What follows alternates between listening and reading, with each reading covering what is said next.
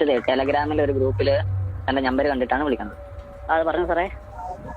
അപ്പം ഈ ഗ്രൂപ്പ് എന്താ സംഭവം മനസ്സിലായോ? എന്ത് ഗ്രൂപ്പാണ്? ഒരു വോയിസ് കേൾക്കുന്നുണ്ട്, വളരെ ഗൗരവമായിട്ട് എടുക്കേണ്ട ഒരു വിഷയമാണ്.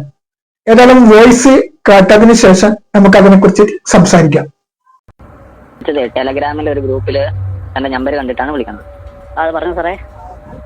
അപ്പം ഈ ഗ്രൂപ്പ് എന്താ സംഭവം മനസ്സിലായോ? എന്ത് ഗ്രൂപ്പാണ്? ഞാൻ ലീവ് ആയിക്കോളാം സാറേ.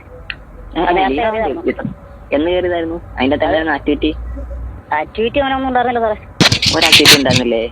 ഉറപ്പാണോ? കാരണം നമ്മളിപ്പം നോക്കിയിട്ട് ഞങ്ങൾ രണ്ടെണ്ണം കണ്ടുപിടിച്ചിട്ടുണ്ട്, അതുകൊണ്ടാണ് വിളിച്ചത്. ഇല്ലാണ്ട് നിങ്ങൾ വെറുതെ ഗ്രൂപ്പ് കയറി തന്നെ വിളിക്കല്ലോ. എത്ര ഫോട്ടോ ഇട്ടിട്ടുണ്ട്? എത്ര ഫോട്ടോ ഇട്ടിട്ടുണ്ട്? സത്യം പറഞ്ഞോ? എന്തോ രണ്ടരായിട്ടുണ്ടായിരുന്നു. അത് ആരുടെയൊക്കെയാ? നമ്മുടെ അടുത്തുള്ളവരായിരുന്നു. അടുത്തുള്ളവരെ മാത്രമേ ഉള്ളൂ. എന്റെ വീട്ടുകാരെ അടുത്തുള്ള ആരുടെ ആയിരുന്നു? അടുത്തുള്ള ആരുടെ ആയിരുന്നത്? അടുത്തുള്ള ഒരു ഇതായിരുന്നു. ഏത്? ഒരു ആന്റിയുടെ ആയിരുന്നു. അതേപോലെ നിന്റെ അമ്മയുടെ പെങ്ങളെ ഫോട്ടോ നമ്മൾ എടുത്തിട്ടെ? ഇല്ലില്ല. ഇല്ലില്ല. നീ ഇല്ലല്ലോ നമ്മളെടുത്തിട്ടെ എന്ന് ചോദിച്ചത്. അല്ല വേണ്ട സാറേ. അതെന്താ വേണ്ടത്? ഇങ്ങനെ ആയിരുന്നില്ലല്ലോ കുറച്ച് മുമ്പേ പറഞ്ഞേ.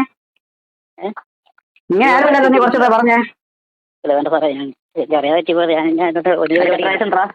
എത്ര വയസ്സുണ്ട്? എനിക്ക് 28. ജില്ല ഏതാ വരുന്നേ? ജില്ല എറണാകുളം. അടിപൊളി.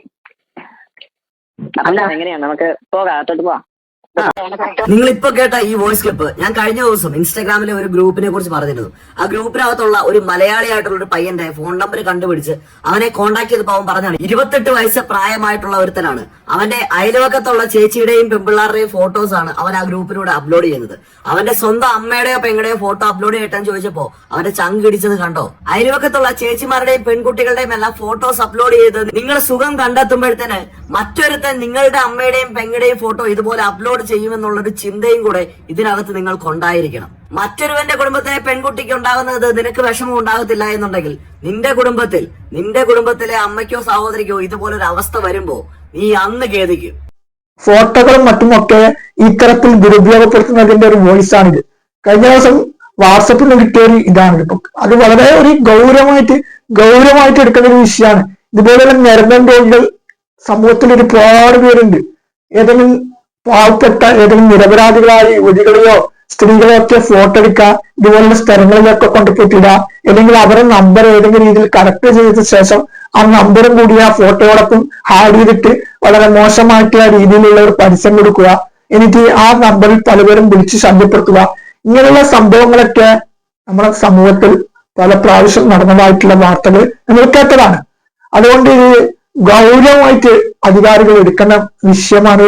ഈ കുറ്റം ചെയ്തവർ ആരായാലും തന്നെ തക്കതായ രീതിയിലുള്ള മാതൃകപരമായിട്ടുള്ള ശിക്ഷ കൊടുക്കണം.